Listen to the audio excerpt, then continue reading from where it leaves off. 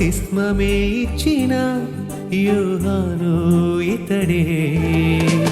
అరణ్యంలో కేకలు వేయు యోహానొక శబ్దమని ముందుగా యెషయా ప్రవచించిన వాడితడే.